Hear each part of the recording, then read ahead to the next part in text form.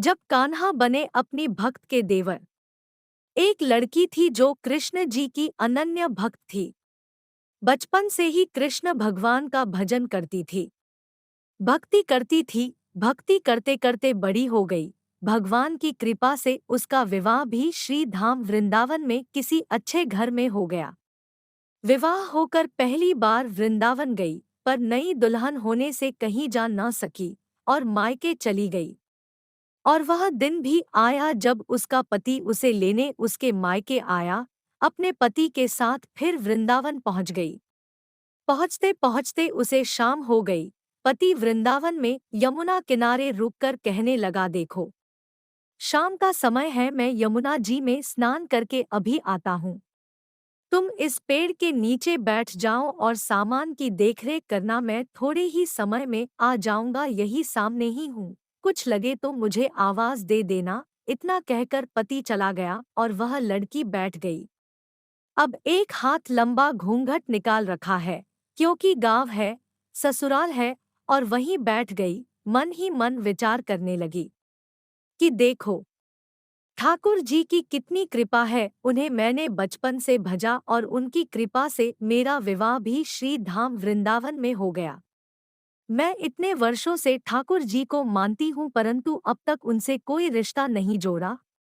फिर सोचती है, ठाकुर जी की उम्र क्या होगी, लगभग 16 वर्ष के होंगे। मेरे पति 20 वर्ष के हैं, उनसे थोड़े से छोटे हैं, इसलिए मेरे पति के छोटे भाई की तरह हुए और मेरे देवर की तरह। तो आज से ठाकुर जी मेरे देवर हुए।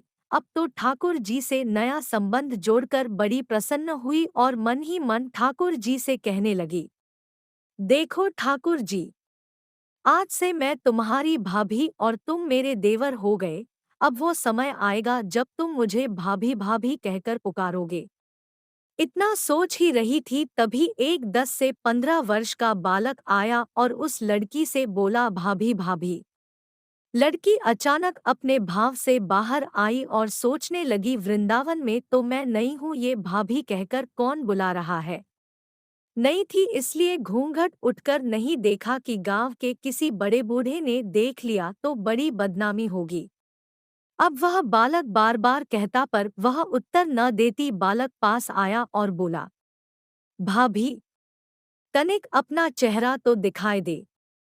अब वह सोचने लगी, अरे ये बालक तो बड़ी जिद कर रहा है, इसलिए कस के घूंघट पकड़कर बैठ गई कि कहीं घूंघट उठकर देखन ले। लेकिन उस बालक ने जबरदस्ती घूंघट उठकर चेहरा देखा और भाग गया। थोड़ी देर में उसका पति आ गया। उसने सारी बात अपने पति से कही। पति ने कहा, तुमने मुझे आवाज क्यों नहीं दी। लड़की बोली, वह तो इतने में भाग ही गया था। पति बोला, चिंता मत करो, वृंदावन बहुत बड़ा थोड़े ही है।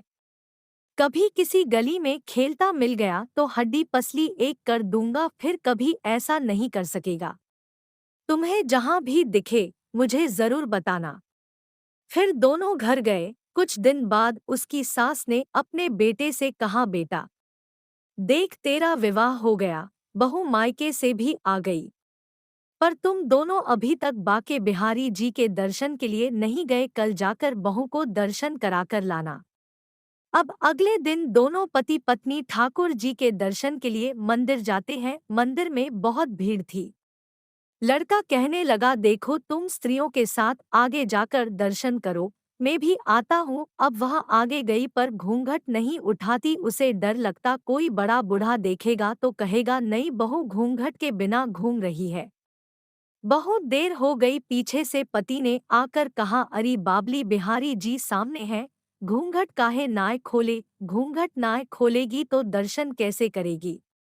अब उसने अपना घूंघट उठाया और जो बाके बिहारी जी की ओर देखा तो बाके बिहारी जी की जगह वही बालक मुस्कुराता हुआ दिखा तो एकदम से चिल्लाने लगी, सुनिए, जल्दी आओ, जल्दी आओ।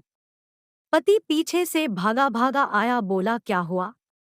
लड़की बोली, उस दिन जो मुझे भाभी भाभी कहकर भागा था वह बालक मिल गया। पति ने कहा, कहाँ है, अभी उसे देखता हूँ। तो ठाकुर जी की ओर इशारा करके बोली, ये रहा, आपके सामने ही तो है। उसके पति ने जो देखा तो अवाक रह गया और बोला, तुम धन्य हो, वास्तव में तुम्हारे हृदय में सच्चा भाव ठाकुर जी के प्रति है। मैं इतने वर्षों से वृंदावन में हूँ, मुझे आज तक उनके दर्शन नहीं हुए और तेरा भाव इतना उच्च है कि बिहारी जी के तुझे दर्शन हुए।